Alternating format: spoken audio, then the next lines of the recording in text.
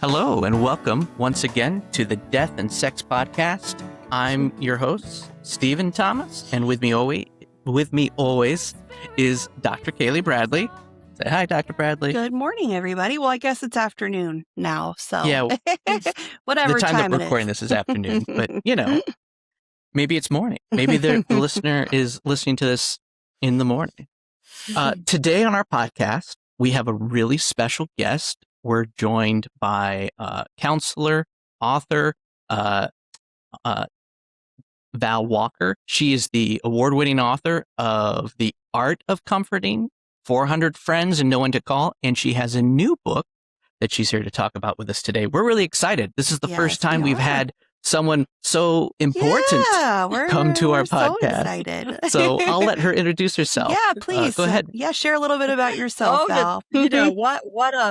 I'm coming in with feeling important. You guys gave me a nice boost. Well, I am an author of 3 books, and I'm really pleased to say they're all published by great publishers. And that gave me just a great sense that, yes, I can write and I have a voice, and I always write about things that I have personally struggled with and learned a lot about. And I've always been, the creative challenge has always been to take a little bit of neuroscience and psychology, social science, and blend it all in with personal stories and my own stories as well as other people that I profile. Yeah. And it's like a really exciting, creative, artistic challenge to kind of bring it in just right so the stories are captivating and hold the interest of a reader, but at the same time, just enough neuroscience to say, oh, that's why that happens, or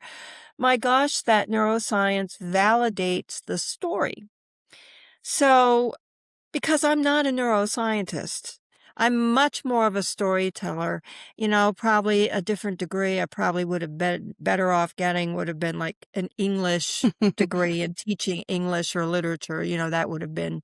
But I love science and I love the field of counseling. Yeah. And back in the day, rehabilitation counseling was pretty separate from social work. Back in the day, and I'm dating myself, I was a full-fledged psychotherapist with a rehabilitation counseling background for just a few years in the 1990s. And I got really interested in doing the counseling because of HIV/AIDS going around in the early 1990s and late 1980s. And a lot of the people in the support groups where I was being a rehabilitation counselor had HIV/AIDS or were family members that did. Yeah. And there was so much stigma around the grief and loss through that illness. Right. And so I got really interested in how grief gets very disrupted by stigma and disenfranchised grief. And I learned all about Dr. Kenneth Doka's work with disenfranchised grief. And he ended up endorsing this book of mine. Oh, that's amazing. Yeah, I noticed his name on the back of your book. Yeah. I mean, full circle. I was like a little baby counselor back in 1990. And it was all about his book. And I used his book to help me run support groups for folks with HIV/AIDS. And I learned about how to support people through grief, loss, but also, the whole stigma thing and being disenfranchised. So that's a little background to what got me interested in writing the Art of Comforting book, writing also my book on reaching out and how to build support called 400 Friends and No One to Call. So one book leads to the other. The Art of Comforting was to help people through the rough times and to offer language that had empathy and, ways to make people feel welcomed. And this was right around the time motivational interviewing was also coming in really strong. In the 90s, people were learning how to talk without people feeling put on the spot or judged. De-judgifying, taking away what social scientists called the social evaluative threat. I like that a lot. And, taking those those highly charged kinds of words out of your conversation so a person can relax and open up. So I was all interested in all that communication, and then came the whole field of awe and wonder, Mm. which you can ask questions about, but Yeah, I was just gonna say I just finished your new book, Healing Through Wonder, and I'd love to just hear, what inspired, that work, and what can you say to our listeners about the importance of that emotion of awe and wonder, and I think it's even a hard emotion to define, isn't it? But I'd love yeah, to just hear you speak to what inspired, your beautiful new book. thank you. Well, first of all, 2 or 3 decades ago, I was keeping a journal about experiences where I felt like, if you like, my soul or my inner voice came back to me. Mhm, And it was often, I'm sorry to say, when I was not with other people. mhm, It's mhm. like I Okay. could hear myself think, I could feel my real self, my inner voice come through, Yeah. often when I was in nature and particularly around birds and being quiet and just tuning into the birds, especially great blue herons. And I began when I just allowed myself Mm, to be, it was very mindful, mhm. and my experiences of awe and wonder got me out of my head and my rumination. But could I tell the story about the heron Please, I would encounter love it. that's Yeah. Yeah, okay? please. So the real inspiration for the book was from a very dark time way back in the late 1970s when I was only around 23 Mm, years old, going on 24. And my grandmother had been really, really close to me. And my experience was that my first boyfriend turned out to be a very violent, dangerous mm. man. You don't know that in the beginning, but later on I Y found out Yeah. my life was threatened. Mm. I was Mm. trying to run from him for, I'm not kidding you, almost a year. I Oh, was wow. trying to get away from him. Yeah. It's a very long story. And I Yeah. ended up in the late 1970s. It wasn't easy to find shelter for women Mhm. in those days. Yeah. And I was in Virginia at that time. Eventually, they did get shelters Mm, later in mhm, 1979, but while I was running around in the earlier part of that year, I didn't have a place to go. mm. And I ended up at a desolate campground. I was ready, frankly, after my grandmother died. She had just died, just right in the middle of when I was running Mm. from this guy Wow. and when I didn't feel like I had a place to go. And I felt so stranded and so lost. And I had also not found the support from people that you Mhm, would think they'd give a battered woman, you know? mhm. And I was Yeah. so young. Yeah. So I actually had stolen a bottle of Valium when Mm. I was about, Yeah. I was sitting by the river, the sun was really low, nobody was around, and I was trying to wash down some pills Mm. with a bottle of cheap Boone's Farm wine. And again, I was just blindly like focused on ending it all after Yeah. plus I was exhausted. I had been Yeah. running around. Being homeless really wears you out. Oh. I couldn't keep my job Mm. because that perpetrator threatened me if Oh. he knew he could corner me. So I Mhm. couldn't Yeah. even keep my job. Okay.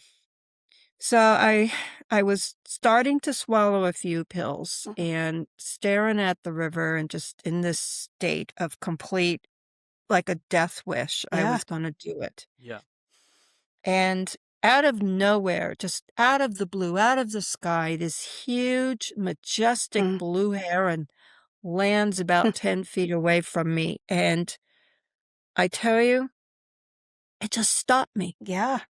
Yeah. I was literally paralyzed. Mhm. And we looked at each other. That heron, those Mm. big birds, when they Yeah. kind of, you know, they are amazing. Yeah, they are. They stare right into your Mhm. soul. Mhm. And so the way I was captivated by this huge bird staring at me, I just couldn't continue to swallow. Yeah. And all of a sudden, all this sense of awe Mm-hmm. and beauty and majesty. I mean, the moon was like a crescent moon, Mm-hmm. and it was just rising, Yeah. and the blue twilight sky, and the night was beautiful. I could feel the wind on me. There was magic. Yeah. The Mm. beauty was just breathtaking. Mm-hmm. And I also thought of my grandmother, and I felt her presence, and it was like, Yeah. it didn't matter to me whether she had sent the Yeah. bird to me in Yeah. spirit or something. I didn't, how Yeah. when you're caught in an awe and wonder moment, you don't try to figure things out. You're Mm-hmm. just there. Right. And I've never been the same since. Mm. And after that moment, it was only about 30 seconds, but it turned my whole Yeah. life around. I ended up throwing the pills Mm. into the river and just I really felt reverent. I Yeah. almost prayed. It was like, thank God something has come to intervene. It was like divine Mm-hmm. intervention. It felt Mhm. miraculous. It was Yeah. like, I don't want to die. Mm-hmm. I want to live. And that even if I don't have any humans in my Mm-hmm. life, I was Yeah. okay with that. Like if I Yeah. never can trust another human being in my life, Mm-hmm. or if people have only been really shitty to me in Yeah. my life, I was okay. I Yeah. still had this huge earth, all this beauty. And Mm-hmm. after that, I started literally over the days and weeks and months after that, followed the herons to their watery Wow. sanctuaries along the river. And over the months, I literally, it was like rehabilitation, Yeah. recovery. I was healing myself, Mm-hmm. just communing with them. And I learned lessons about life Mm-hmm. by watching them. Yeah. And it truly did help me ground Mm. myself as a trauma survivor. They had Yeah. great things to teach me. Yeah. Mhm. Now, with trauma-informed therapy, Mm-hmm. people are using the same kinds of techniques to help people be mindful, to Yeah. be grounded in their bodies, to be able to feel a sense of oneness and connection. Mm-hmm. There's 6 elements to an awe Yeah. experience. Please With share all those. the It'd be great. Yeah. neuroscience, and I had that with the herons, and repeatedly over the Mm. next year or 2 after that experience, I kept having these 6 elements of an awe experience. I didn't know it at the time. It wasn't until around 2012, 2015, 2018 that neuroscience was studying these Mm-hmm. awe experiences. But let me just tell you Yeah. 6 of the Please. Please. good. You guys like neuroscience. That's good. We're here for it. So, to take the mystery and sort of magic, let's talk on neuroscience, what was going on with that moment with the heron Mm-hmm. and the following moments, why I kept going back with the herons to get Yeah. more of whatever that was. Okay. Why was that good for me? Yeah. So number 1 was a sense of vastness. There is a sense Mm-hmm. when you're by water or open sky or a moment that just feels kind of vast. Mm.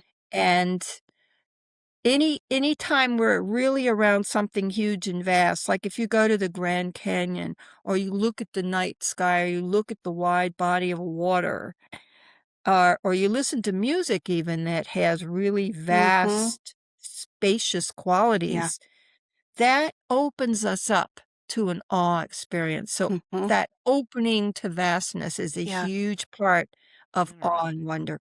Number 2, it's a sense of time being altered. Mm. Like, you lose your kind of what's Yeah. gonna happen next, and you step into a sort of timelessness, or time Mm-hmm. seems to slow down. Yeah. It slows down. And that's hugely important for a trauma survivor Mm-hmm. to get out of that racing thoughts and out of that rush. So Yeah. time is altered. Timelessness. Right, Mm-hmm. right. And the other is a sense of oneness with everything. You don't feel separate. It all feels interconnected. Mm-hmm. So what the birds are doing and the trees are doing and the river's doing and Miss Val is sitting there Yeah. doing, we're all part of the same thing. It's Mm-hmm. almost a synchronicity with my breathing and everything else. All Yeah. feels part of the same. We're all connected. It's a Mm-hmm. beautiful feeling of Yeah. oneness. Mm, And the fourth thing is a sense of a small self. Dr. Kiltner is a famous neuroscientist who talks a lot about the small self when we're having an awe mhm. moment where everything's so much bigger than what's in your head and your Yeah. own personal human thing. It makes you feel humility Mhm. and a sense of, gosh, I don't have all the answers and it's okay. Yeah, and it's okay to not That's have that all figured out. Yeah. So Mhm. that's called the small self. Mm, That's the fifth element. And a couple of other elements. One is your physical sensations of chills or yeah. goosebumps or feeling like you literally, it takes your breath away. That sense of it changes your breathing. Mhm. So that is also physiological.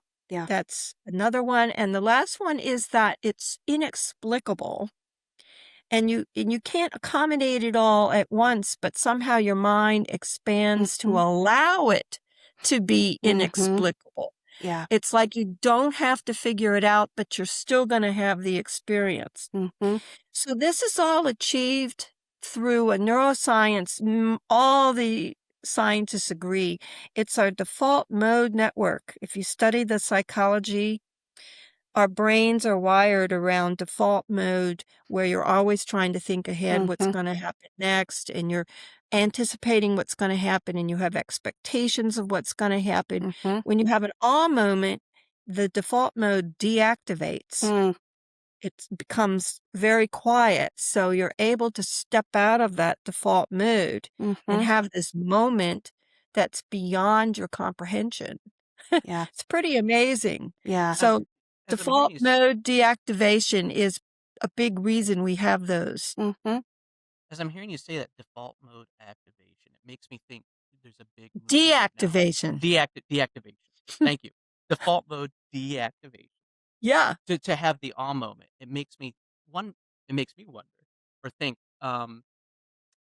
The big A big movement in trauma work right now is around using drugs, psychedelics to Mhm. help kind of break away from uh, potentially this default mode. Hmm. Is an awe moment kind of are we kind of seeing similar things happening in the brain Yes, in those they're moments? similar things. Now, my books don't go into what's going on with psychedelics, but Sure. Hmm. psychedelics, if you like, parallel very much what goes on with awe and wonder with brain states. Yeah. Absolutely. With the state of mind. Another thing that you guys are going to find interesting, that what comes along with default mode when we're in default mode, we have what's known as predictive coding. Mm, Have you heard of that? Where we're yeah. going, this is what we anticipate is going to happen. And it's normal for humans when we're in our default mode to say, well, this is going to happen. It gives us a kind of bias or what we're going to expect to happen, Mhm. right? Yeah. So for a trauma survivor, we might expect certain outcomes, Mhm. you know, Right. even if we Yeah. fight those thoughts. What happens Yeah. with awe and wonder, what's beautiful is it takes us out of the predictive coding. Mhm. So it deactivates that and you become more able to sort of tolerate not knowing what's going to Yeah. happen and just kind of being okay with it. Yeah. So social scientist Jennifer Stiller, a well-known researcher named Michelle Sciota, work with Dr. Keltner, and there are a lot of neuroscientists Yeah. studying this over the last 10 years, and they all chime in and say there are pro-social benefits to Mm, awe and wonder because yeah. it takes us out of our predictive Yeah. coding. We're not expecting somebody to be a jerk. We might just be when we're watching that Yeah. big solar eclipse, Mhm. That's such a good forget example of that feeling. everything. Yeah. We're Mhm. we're in it. We're Yeah. in it. We're down for it. Yeah. And everybody, at least temporarily, and that's the point, it doesn't last for long. Often these awe moments do not last for long. Mhm. But you don't forget Yeah. how it felt to Mhm. be humble and connected to other Yeah. people who normally you wouldn't even want to Mm. talk to. But awe and wonder have a way of unifying everybody around an Yeah. experience. I love how in your book you talk about awe and wonder being contagious. Like when we have these moments, we want to share them with the people around us. And I just really resonated with that so much. Because, yeah, I think when you mentioned the solar eclipse, it's funny, before that event, I kind of thought, I don't really understand what the big deal is, right? Like, why is everybody so excited about it? And then being a part of that and seeing everybody outside and experiencing that collectively, it was really moving. It was really moving. And the other thing too that I really resonate with in your book is the physical sensations that come with these awe and wonder moments, the goosebumps, the feeling that chill, or that sense of, yeah, I am part of something bigger than just myself. So I love that idea though of awe being contagious.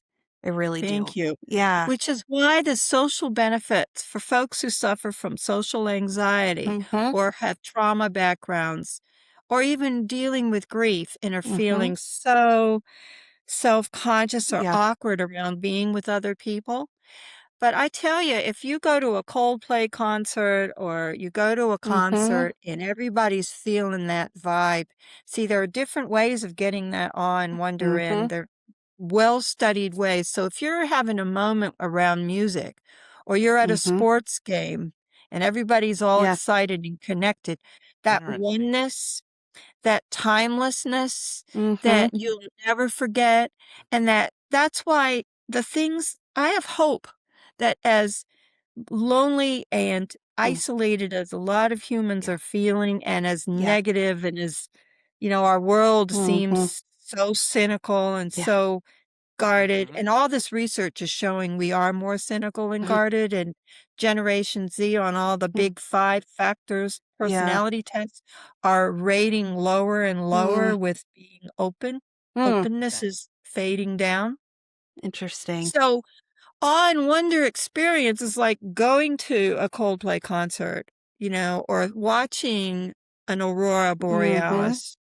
Or even getting on a Webb telescope online with a group of people and watching Yeah. it even through video or online.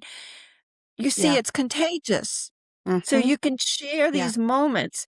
And another thing that's really contagious that I really think is narrative therapies Mm. around storytelling with these awe Mm-hmm. moments, that you Yeah. can bring those chill bumps back Yeah. 10 years later from an experience you had that Mm-hmm. gave you chill bumps, and you can tell that story of a Yeah. bird that came to you or a moment you had in a concert or a ghost you saw or whatever. Yeah.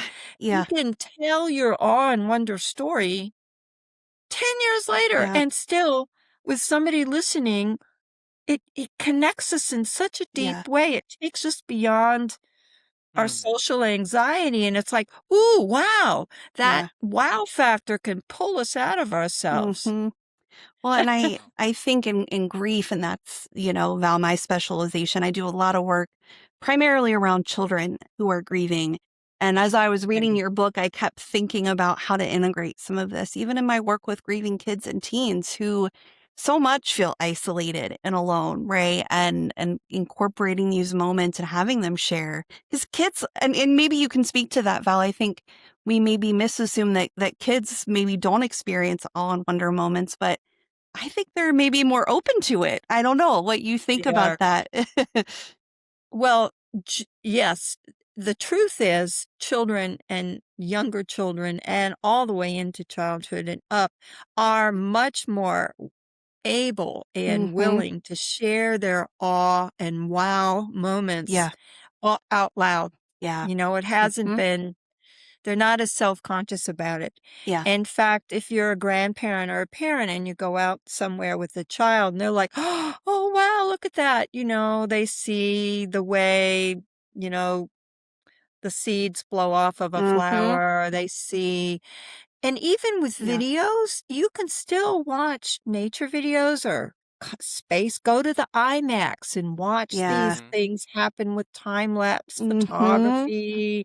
You can go to lots of museums have immersive Yeah.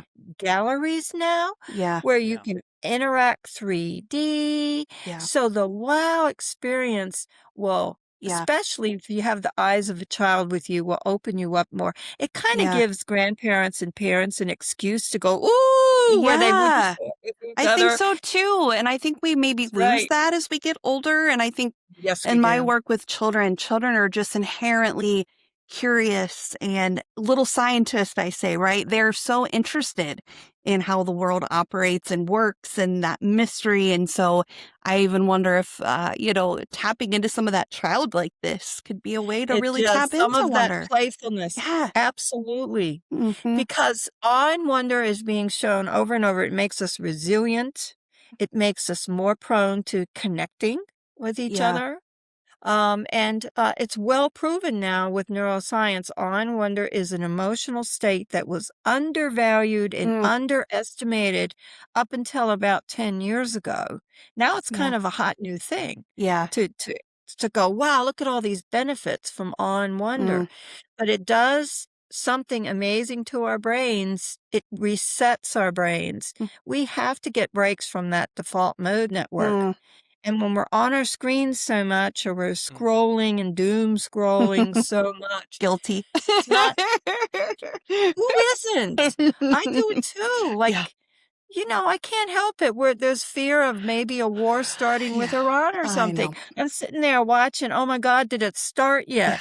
Yeah. Well, it hangs over us, you know. Mm-hmm. So an awe and wonder moment, like I fixed my room so that my desk can look out the window. I thought it would make me more spacey and not able to focus. Guess what? It helps me focus better. Mm-hmm. Mm. Because when a bird comes down near my window and sits on a tree, it just sharpens me. It's like Yeah. it pulls me into the present moment. It Mm-hmm. does something to reset my brain, pulls me out of the default mode network for about 30 seconds. Yeah. And then the bird flies away, and then I get back to work, and it's like a fresh new start. Yeah. Like, I'm tuned back in. Mm-hmm. So, setting up your life where you can put in little awe moments in Yeah. your daily practice, in your daily life, like be open to those things and set aside time so you can be wowed. Yeah. I love that. Yeah. Well, I just know that your work and this book, I think, is just such a beautiful invitation to be open and to be curious about those moments. And yeah, I just appreciate your willingness to share some of the neuroscience behind it. Mhm. Stephen, do you have any specific questions? I feel like I've been Well, you got my chiming in brain there. going. Yeah. You got my brain going in a couple different directions. Oh, good.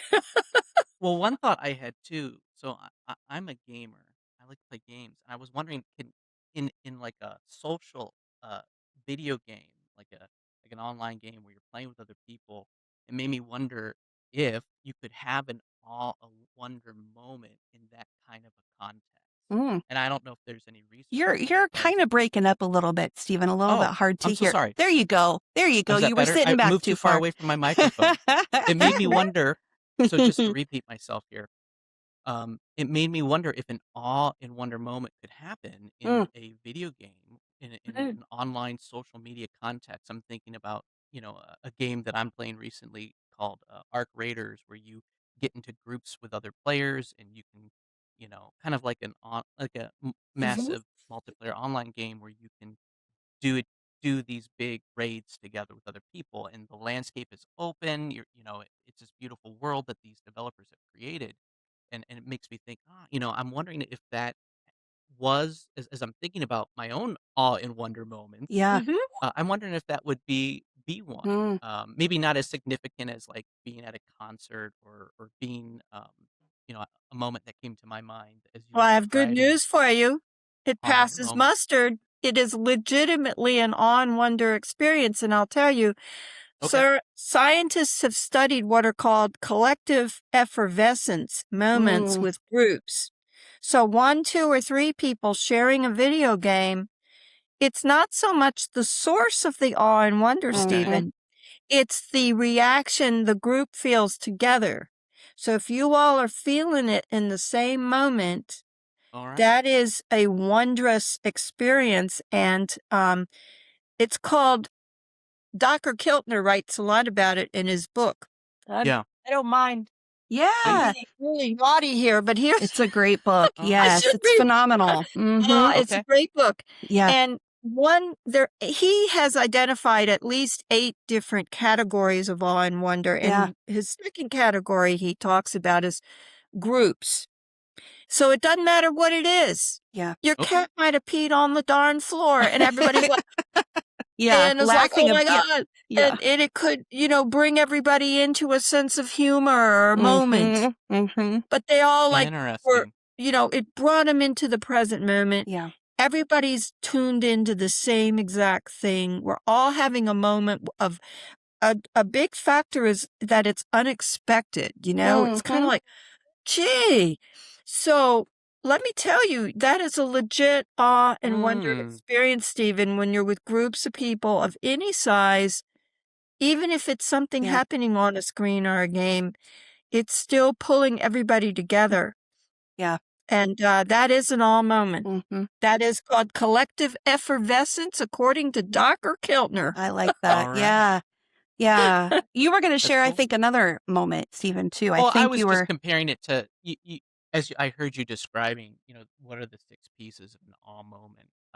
It brought up multiple experiences Yeah. that I had. Oh, One good. being Oh, being please in share them. Yeah. one being in South Dakota, and growing up in the Midwest, growing up in Ohio, you've got trees everywhere, and all of a sudden just to see nothing but open plains.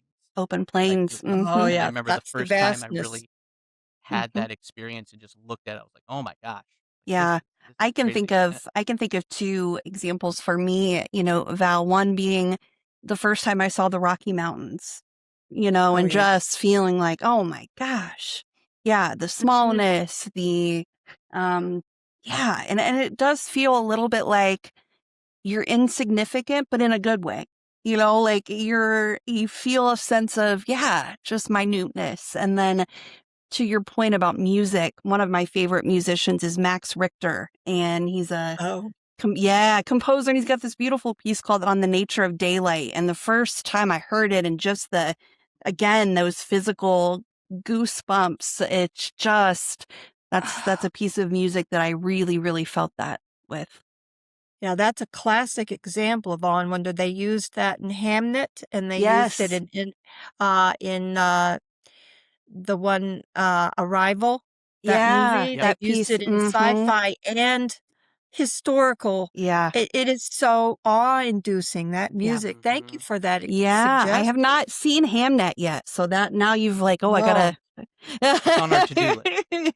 But we have seen Arrival. We have. It's so good. Yeah. Oh, Mhm.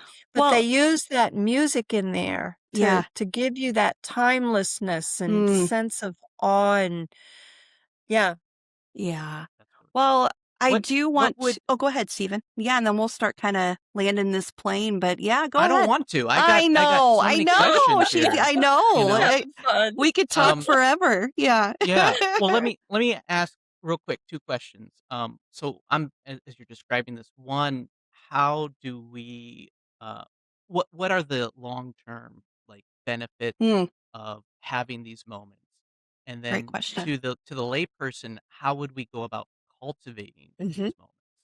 Well, first of all, setting up situations where people can share their stories in so many different contexts. Let's say you can create experiences, if you will, are therapists, group activities, Mhm. therapeutic activities where you share a moment of wonder Yeah. and use that as a conversation piece Yeah. and repeatedly bring it back over the months. Do you have a wonder story today to share? Mhm. So sharing moments when you tell a story about something that took your breath away. Sometimes that's how I phrase Yeah. it. What took your breath away recently? I like Yeah. that. You can bring it into conversation or bring it into therapy groups or Mhm. support groups. Mhm. So open up the magic of storytelling about awe and wonder and sort of normalize it. And you can Mhm. even do a little neuroscience pitch and say, this helps you become more Yeah. resilient. Yeah. Mm-hmm. And like teenagers, teens that you work with, they really enjoy stories Mm-hmm. about something. What blew your socks off?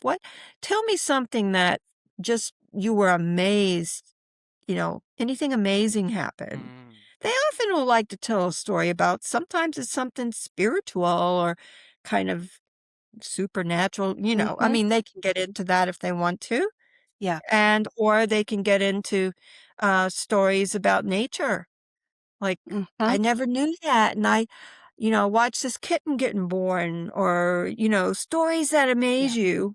Mm-hmm. Remember the old customs of telling tall tales and all of that? Yeah. Yeah. Teens have a desire to do that, and Mm-hmm. teens like stories. And, Yeah. what took your breath away recently? Did Mm-hmm. something, so Yeah. that's one way to implement it and Mm-hmm. activate it. I have an interesting fact that I just started learning about, that people are more into bird watching and birding than ever before. It's Oh, really increased, yeah. especially since the pandemic. And there Mm, are three reasons social scientists are seeing why. First of all, it gets us out in nature, away yeah. from our screens, and people can interact with each other, sharing a moment of watching birds. So even when you're watching birds at a bird feeder, or you're Yeah. walking and you're birding and you're using binoculars, when you Yeah. share with people who are just like when I was talking about the herons, Mm-hmm. Yeah.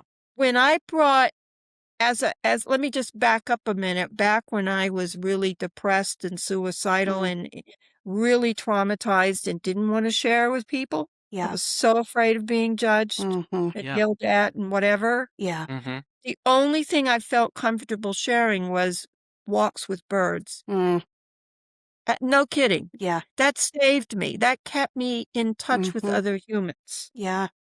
Yeah. And so my friends loved birds too. Mm, They love chickadees or whatever. And so when I took them on walks with me to look at birds, we relaxed. mm-hmm. We didn't have to talk about ourselves, but Yeah. something about the birds opened us up. Mm-hmm. So I told stories about my grandmother who loved chickadees, and my friend would Yeah. tell me stories about ducks or whatever.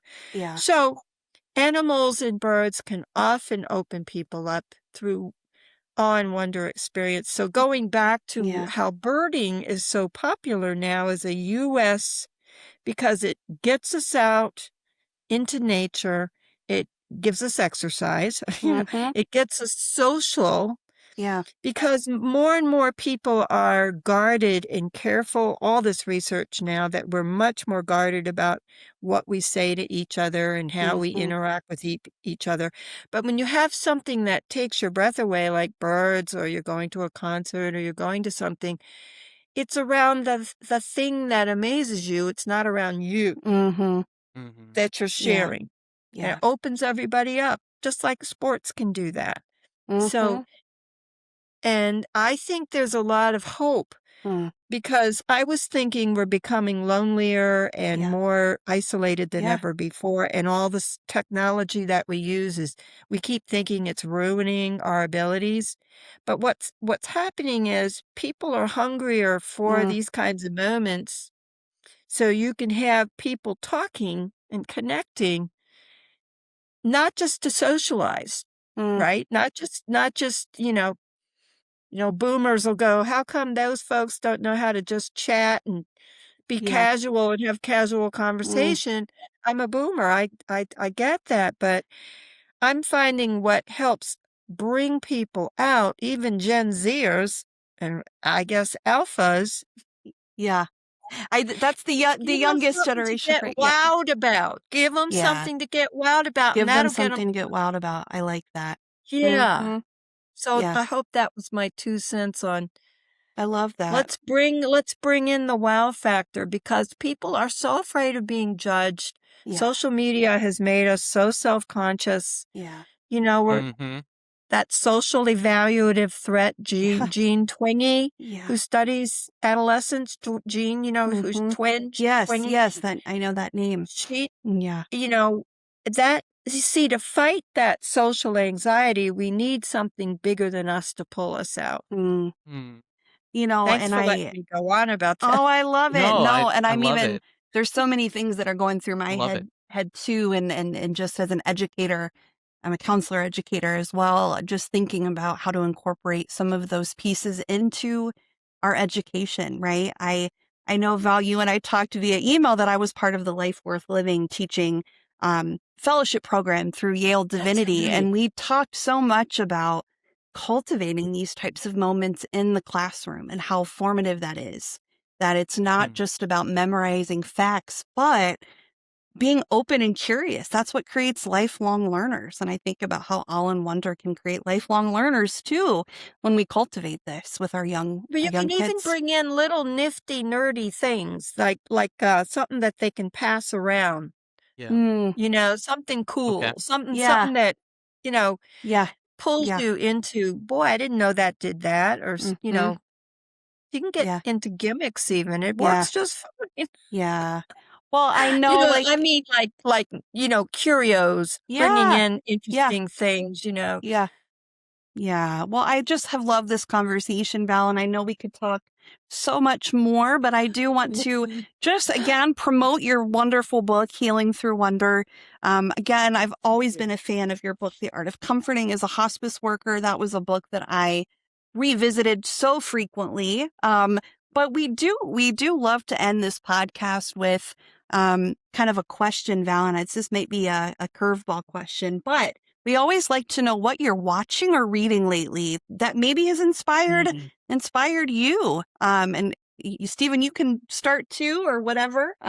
We always like to just share a little Yeah. bit about. Well, Yeah. watching, so I'm a Trekkie, and I have really loved the new Star Trek TV show, Starfleet Academy, which is basically Hogwarts meets Star Trek. Oh, Yeah. So It's a it's lot been a of fun. blast, Yeah. and it hits all the right notes of optimism in a world. It moves the timeline ahead in a world that kind of is very what we're talking about, like just very like, yeah, we're cynical. Mm-hmm. Is this really going to work? Is this optimism of a unified, peaceful future where we all get along Yeah. possible? It's really great. So if you haven't checked it out, you should start Trek. Even if you don't thank like Star you. Trek, I got Yeah. Kaylee watching it. I So know, I and I'm not a thank. big Star Trek person, and even I was like, "Oh, I'm here for it." Yeah. Yeah. What about you, Val? Anything that's been Um, watching, I reading? Yeah. something that had me in awe was a beautiful film. You can watch it also on Netflix. It's Okay. called Train Dreams. Train okay, Dreams. It's up Okay. for an Academy Award too. Oh, very It's yeah, cool. just a classically beautiful masterpiece of a film. And it takes, if you want to find awe and wonder in nature, and this Mm, man, this humble man, it really talk about the small self, this really humble man who's lost so much. There's this sense of solace for him in mm, all his world. It takes place out west. I believe it's in the okay. state of Idaho or Utah. I can't remember, but Yeah. it's out west. And he's a logger, and he does a Mm, lot of other jobs. And we all know in this story that he loses a lot of very dear people. mm, But without getting in your face about it, yeah. the hmm Yeah. film shows you this beautiful grandeur Mm, that life goes on, and this beautiful sense of timelessness. It yeah. uses a lot of the awe elements Yeah. in the cinematography. That's It's very cool. it's winning. It's highly valued because of its beauty and awe that it hmm elicits. Oh, Well, I I love I that. definitely thought of cinema when you were talking about on wonder moments. Mm-hmm. Like that's the power of cinema, right? Cinema. Yeah. Yeah, it really Mm-hmm. does. Mm-hmm. Some other great movies out there, Life of Pi is a great Yeah. Yep, example of awe and Mm-hmm. wonder yep. in a film. And there are a lot of other ones I list. Now, just so you know, quick little thing in the back of my book, I have a little guide to You wondrous do, and I things love that. You've got for lots Oh, of. teachers. yeah, Like Uh-huh. you were wondering what yes. to Yep. do with your teens or what to Yeah. do with groups. And the part of Okay. Mm-hmm. me that It's like a recreation therapist at the end. It's like I pull together I love that. a lot of awe-inducing activities and poetry that I bring in, or I love it. films and all. So have at it. Such good resources. You have virtual museum tours in the back here that you can check out, websites to explore wonder through spirituality and religion. I love it. This is, very amazing stuff in the back there. Yeah. I think something that I've been watching, and it's actually a rewatch, but it's a TV show called Never Have I Ever. And it's about a young teen girl who loses her dad. And I just, again, like I shared, I do work with kids and teens grieving. And just her, I think she just captures, I think, what it's like to be a teenager grieving just really well. It's a funny TV show. It makes you laugh, but I think it's really, really meaningful and significant. So it's been fun to rewatch that one for sure. Oh, So, good. I never yeah. heard of that. I Yeah. gotta check it out. It's on Netflix. Yep, Never Have I Ever. And it is. It's got a lot of teen humor, but it's it's a good one. Oh, well, Val, we cannot thank you enough for being Yes, with us thank you so much. today. This has been lovely, and again, have been such a fan of Absolutely. your work for quite some time, and we're just honored that you were willing to spend some time with us. And this podcast will be up shortly. And again, definitely check out Val's book, Healing Through Wonder. Thanks, Yeah. everybody. Thank you. Thank you. both.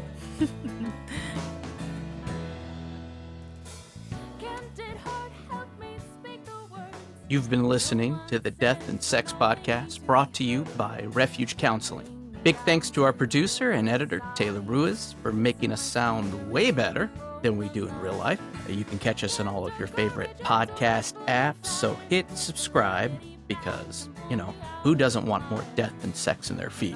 And if you really want to keep the fun going, follow us on Facebook, Instagram, TikTok, and YouTube. Until next time, talk about the stuff nobody else will.